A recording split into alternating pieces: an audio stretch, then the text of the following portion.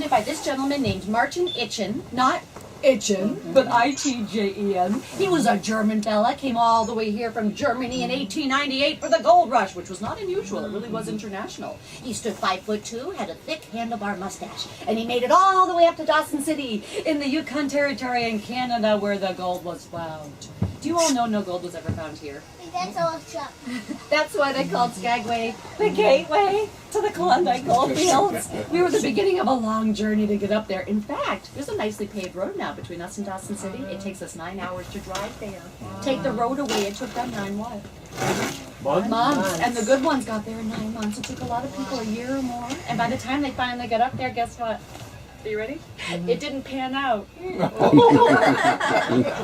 you're the only ones that are laughing. Yeah, you're required. Good job. You're hired. Did you all know that's where they get the expression? If something pans out or not, it's from these gold rushes. It never occurred to me before I moved here. But why didn't it pan out? You know, it's not because the gold was gone, but by the time these poor people finally made it up there, all of the claims along the rivers and the creeks had already been staked. Many of them a year prior to their arrival. If you were wealthy, you said, woohoo! Great adventure! Time to go home and tell stories.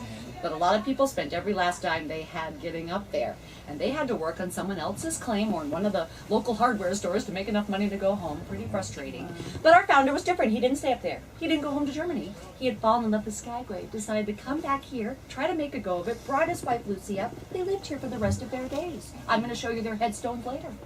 And while he was here, he had 3 jobs to make ends meet. Guess what? Nothing's changed.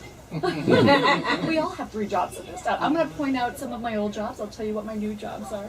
Now, back then, he was the local Ford dealer, the local coal delivery man, and the undertaker. Oh, for heaven's sake. On one auspicious day while here in 1923, the President of the United States, who was that, anybody?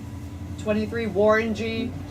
Harding, there you go. He made an announcement. He was going on a grand Alaska tour, the first American president ever to do so. And he said, by golly, on that tour, he was going to stop in Skagway for 3 whole hours.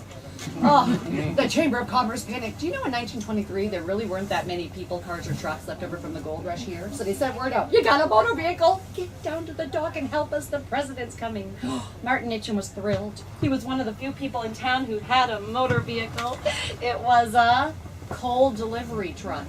Boy, was it filthy. But when he heard the president was coming, he swept out the coal dust as best he could, nailed down bench seats, painted up the sides like a circus wagon. Then he wanted to name it for the president. What should I name it? How about Skagway the streetcar? Was anyone expecting a streetcar named Desire? Or something that looked like that? Good. That's when he named it.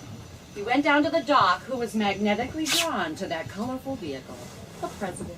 President Harding standing right here. The whole entourage got on board his and only his vehicle. That included Herbert Hoover. He was the Secretary of Commerce at the time. Martin Itchen gave them the first motorized tour ever given in Skagway and Alaska. And he thought, woohoo! I think I'm onto something. And that was the beginning of this company in 1923. Are you ready for a streetcar tour? Yes. Ready. Okay, buckle up, everybody. You are listening to our tour guide from Skagway, Alaska. On the tour, we stopped at a scenic overlook where we could see down below the town of Skagway. It was 4 blocks wide and 23 blocks long, the entire town. You are now looking at the docks in Skagway where all the cruise ships come in. The population jumped from 500 approximately to about 10,000 people extra every day that the cruise ship come in during the summer. See the beautiful mountains with the snow cap on them? We are now at the scenic overlook looking down below at the town of Skagway.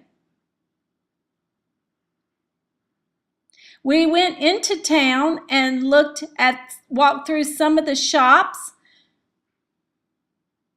That is what you're seeing right now, the 4 blocks of shops. This is a snow plow for the Yukon Gold Rush Railroad. The snow must have been deep.